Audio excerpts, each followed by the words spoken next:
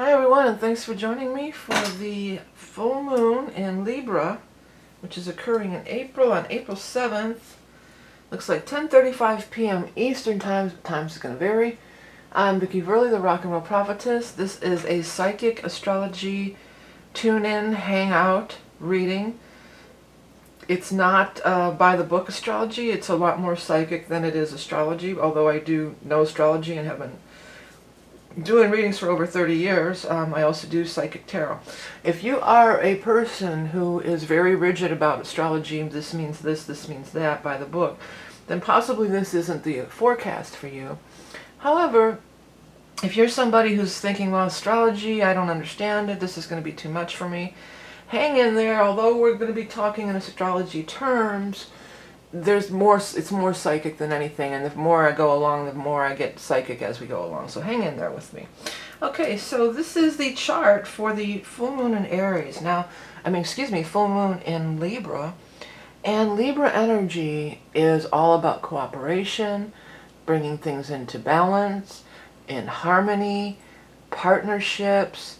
It's ruled by Venus. So Venus is the planet of love, beauty, and I think of all the zodiacs, Libra may be the most peaceful. And what I'm hearing, my guides are saying the peacemakers. They're saying that the peacemakers are going to step forward. So that would be that sounds like a good plan to me, right? Okay, so it's a conjunct Juno too. And Juno is the queen of the gods. She is also, Libra is ruled by Venus, and Juno is very Venus-like, or Venusian, because it's beauty, love. She was, known for her great beauty. So Libra and Juno together, they want to make everything beautiful. They want to make everything peaceful. They want to bring about harmony, and, So that's something that I feel is welcome at this time. The other thing is, while we're still in the sign of Aries here, and Aries is one unto themselves, and a lot of us are being really, we're all isolated, but some people, like if you live by yourself, you're really isolated unto yourself. This hopefully would bring out the dawning of being able to be with people again, because the 7th house, the first house is Aries, and that's to yourself, and then the 7th house is the others and being together. And 11th house too. There's a lot of stuff in 11th house, but 7th house is that, being and with other people. Cooperation is the word of the day, is what I'm getting about this. So I feel cooperation is going to be really key. I feel like people from all different walks of life are going to come together and to solve a lot of the problems that we're facing right now. Of course, a lot of it has to do with the pandemic and all that stuff, but there's plenty of other problems that we're dealing with right now. And cooperation is the key, and cooperation will save the day, is what's coming through. I'm going to briefly touch on this pandemic. I don't want it to be all about it again. Yeah, if you want to listen to my other, the last one I did, I have a couple of videos about the pandemic. One about releasing fear, and then I have another about the last Aries reading. I kind of got into it pretty much, but Neptune is the ruler of disease. I'm going to take a look at this Neptune because it is at the same point here, 18, and then we've got 19 Pisces. That's where the Neptune is, which is what rules over disease and viruses and whatnot. Mercury is conjunct it. So that's really good too, because Mercury is, we're talking about it, we're taking action, I'm hearing we're doing due diligence, and we're making a lot of progress. And I do feel like maybe it feels like collaboration. Collaboration is a very strong word that's coming through here. And it feels like there's a collaboration between different people, well, there already is, because this is a worldwide thing that we're dealing with. But I feel like we're going to come up with these collaborations in order to, from different parts of the world, different walks of life. I keep wanting to say different parts of the world, but they're saying different walks of life. So that's interesting. So it may not just be medical. And I'd highly doubt that it's medical and politics. It's probably medical and something else, Who knows what else. But it feels like that. It feels like, to me, I'm feeling like something really coming out of left field here. That's what it feels like to me. Because everybody's looking to the politicians and everybody's looking toward the scientists, rightfully so, in the medical community. I feel like there's going to be something that just comes out of left field. That's just they're being thrown a curveball, but it's going to be the key to everything. It's the missing piece to the puzzle. That's what they're saying. And you know, with the Neptune energy and Pisces Neptune energy, that is the thing. You know, it rules viruses, it rules a lot of things, but it also can be like things are like hidden. So a piece of the puzzle could be hidden, absolutely, and come into play at this time. Also, when Mercury and Neptune join together, because Mercury is our mental mind and how we calculate and think things out, and you know, and the Neptune is the divine inspiration. So when those two connect together, we can get those, because sometimes we have dreams, we have divine inspiration, but then it just comes and it just goes right out again, you know, it's just here today, gone tomorrow, and we can't get a hold of it, we can't grab it, you know. So I'm feeling like we could really grab it and grasp it and get a hold of it, and it could be, you know, because that's what it's going to take too, divine inspiration.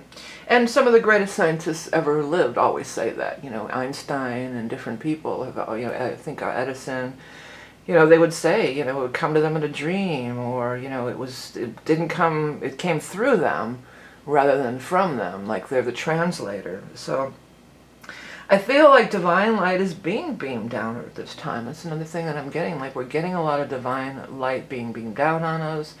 And, you know, a lot of different people might be picking it up. You know, a lot of different people might be grabbing it. It's that broadcast from the universe, which is the title of my new podcast that I'll be posting a lot of this stuff on, and music too. Yeah, and that's my very first thing I put up on YouTube back in the day. I put up broadcast from the universe, because the universe is always broadcasting, and many different people will pick up on it. So I think a lot of people are going to be picking up on it. And putting the pieces of the puzzle together, it's very strong. It's coming through really, really strong at this time. Saturn is all the way here into Aquarius, and it's joined with Mars here too.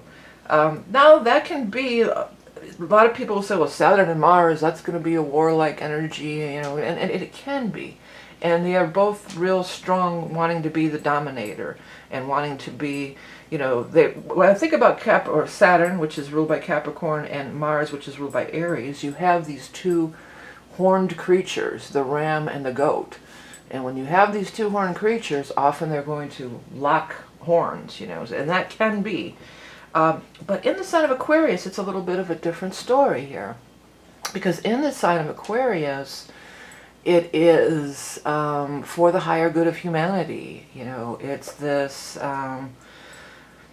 it's different, you know. So we could take these resources, we could take all the drive and ambition of Mars and all the work ethic and drive, and we can take the authoritarian, this is what we're going to do, I'm going to make a plan, we're going to succeed energy of Saturn, and they could come together in the sign of Aquarius and make major breakthroughs on all levels.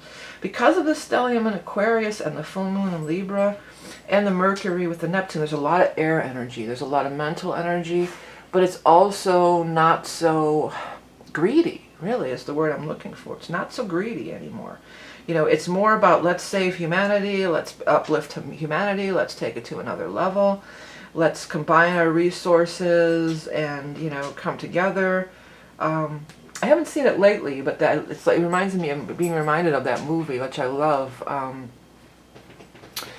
It's with Amy Adams and the aliens, and the big pod lands, and she's, you know, realizing that time doesn't exist and all this stuff. And you know, long story short, the moral of the movie was that they wanted everybody to come together and unite. They were on the brink of all going to blow each other up and everything, and the whole reason for this visit was to unite all the countries together, you know. So I think that on a deeper level, that could be what's going on right now too. The whole reason for a lot of the crises that we might be dealing with, pandemic and other things too, you know, is, you know, we're meant to come together to deal with it. You know, we're not meant to fight each other about it. We're meant to. Saturn in Aquarius is the dawning of the age of Aquarius. It's here. I mean, it's dipping in and it's going to move back out later, you know, a few months down the road here. But for the time being, it's in here. And so Saturn is the task maker. Saturn is the authoritarian. Saturn says, listen, this is what we're going to do. Saturn in Aquarius is like, listen, we're going to love one another. We're going to be a brotherhood of man. You know, it's one for all and all for one. And Saturn is, you know, leading the pack, or kind of leading the pack. Well, Mars is leading the pack. Mars is right out in front. Yeah, let's go do this thing. And then Saturn comes along and gives it body, gives it solidifies it, gives it foundation, and long-lasting foundations. Things that go on, you know, in the Saturn and Aquarius, long-lasting foundations. Saturn was in Aquarius in the early 60s, you know, and there was a lot of civil unrest and the civil rights movement and all this stuff, because we wanted to put everybody on equal ground, you know. And then it was again, I can't remember when it was again. I wasn't planning on really talking about it, but I believe it was like would have been early 90s, around there. And I guess we could think back to, you know, what was going on at that time. Actually, I could look it up real quick. I happen to have my ephemeris handy here within arm's reach, so let's just see. I believe it was somewhere in the early 90s, the last time that Saturn was in Aquarius. Must have been. You know, it's roughly a 30-year process for Saturn to go through the signs and come back to, you know. So that's why you have your Saturn return when you are in your late, you know, your late 20s. And then you have your second Saturn return when you're in your late 50s, early 60s, because it's about a 30-year cycle each time. And it affects the individual profoundly. You know, people do big things on their Saturn returns. You know, they leave their wives or husbands, they get married, they get divorced, they start a family, they change careers, they go back to school, they move, you know, change their location. So a lot happens during that. Yeah, it wasn't in 91. It was 91 through, probably going to be, what, 95? Let's see here. Let me just double check. Yeah, it was 91 through 93 was the last time that Saturn was in Aquarius. So I'm not sure on a big global scale. I'm not thinking of anything right off. Or was that when the Berlin Wall came down and all that stuff was going on with... I'm not sure. I'm just throwing stuff out there. But, you know, if you want to leave stuff in the comments, we could talk about that too. But it's definitely a shift for the positive. And I'm hearing civil unrest. You know, it brings about unrest. There's turbulence through change. Through change, you know, doesn't occur smoothly usually. There's usually a lot of turbulence that occurs during it. Okay, the other thing that we want to look at, well, we still got, you know, this Uranus is contacting the nodes too. So Uranus is the ruler of Aquarius, and Uranus wants to uplift and do all this humanity stuff that we were just discussing. And it's in firm contact with the nodes here. I mean, it's really right in there. So the nodes is always, it's a powerful force. It's not an actual planet. It's a mathematical calculation, I guess you could say. But it's a powerful force. It's a powerful force in the individual's birth charts, and it's a powerful force in the world at large. And always the nodes kind of pulls us into where we've gotten off track here. So Uranus is doing it through strange and freaky ways. Because that is how Uranus operates. It's strange and freaky energy. And so there's some strange and freaky stuff going on here, you know. But it's designed to pull us into alignment with our true soul path as an individual and our true soul path as a higher collective. Uranus in Taurus is unsettling. We're settled into our ways, you know. We're settled into our ways, and we want this and we want that, and this is our usual lifestyle. And our usual lifestyle has very much been disruptive, you know, disruptive as well. But it's not for nothing, you know. It's to facilitate this higher change. It's to bring about deconstruction and reconstruction is what I'm hearing. Okay, so I want to go back and look at this full moon also because it's squaring up with the Lilith and the Chiron and the Sun, of course, here, but really strongly with Lilith. Lilith was not going to be told what to do, if you look at the mythology. Lilith was like, no, I'm not going to be subservient. I'm not going to just do what you told me to do, you know. I'm going to do what I feel is right for me. I'm going to protect myself. I'm going to use my common sense. I have a right to be here just as much as anybody. and I will not be subservient to anyone. So the opposition is kind of, trying to calm that energy down to an extent where it's negative, because it totally can be negative, especially when we're all trying to pull together here. And Lilith's like, no, I gotta be me, baby. But, Lilith, there's power in Lilith. Lilith and Aries, and Mars is in here too. So it is a time for action. It's not a time to sit around and be, not action as far as I'm going to just go out in the world and do what I want to do, even though, we're saying not to. But a time to, what can I do to make a difference? What can I do to take action? This Aries energy, Mars is in Aquarius here. So what could I do to make a difference for the greater good, for all? What could I do for the collective, to raise the vibration of the collective on the planet? What can I do? And take action to do so. Now, a lot of people think that the 9th house and Sagittarius is, the internet and everything, but I feel Aquarius energy, where we're talking about Saturn being in Aquarius, Mars being in Aquarius, Ceres being in Aquarius. I feel the Aquarian energy definitely has a flavor to it, adds a little bit of part of the vibe of the internet, because it is this, it puts us all in contact with each other. It's the reason that you can hear what I'm saying right now, and it is, joining the groups together, and it is higher vibrational, and it I believe it rules electricity. Uranus rules electricity, so it's all our gadgets and all our electronic devices and everything like that. So that could be very well could be the path. I believe that is the path, and that's already been established as the path to unite people. There's so much fear going around on the internet. It's just crazy how much fear it is, and I feel like it's for all. There's also people of like mind and light workers and people on the ascension path, and that's all in the Aquarius vibration, that we've got to try to counteract that vibe.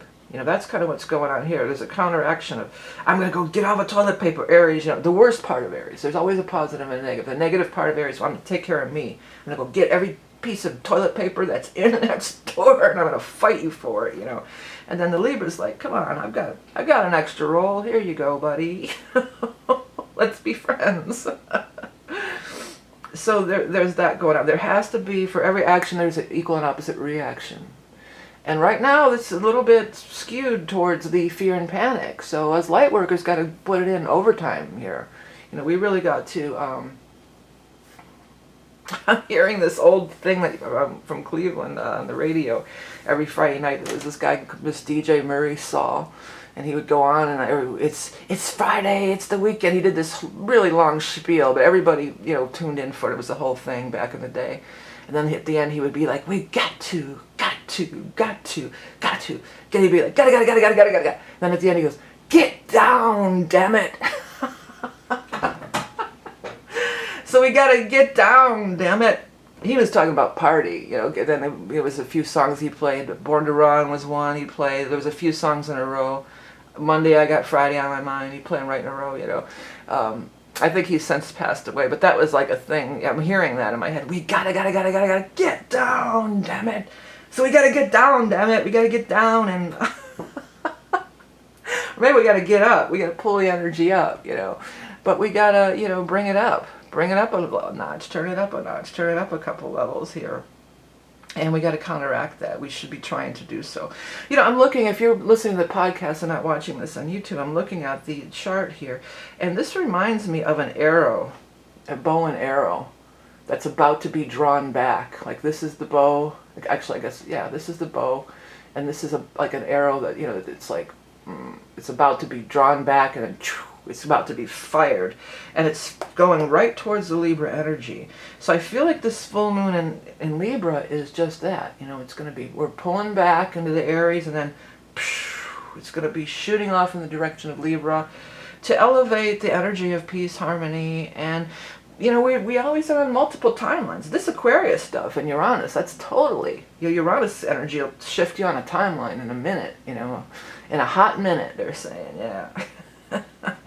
So it's shifting you on these timelines, and if there's a lot of people pulling towards this dystopia, oh, the world's going to end, then it's pulling us on that timeline. I mean, maybe this is the actual split of the new Earth and whatever, but hopefully everybody who's supposed to go on this, this way, can go this way, and hopefully we don't get dragged down into the depths of fear and darkness, So it's a pretty crazy stuff going on, but with all the Uranus and Aquarius stuff, not surprising.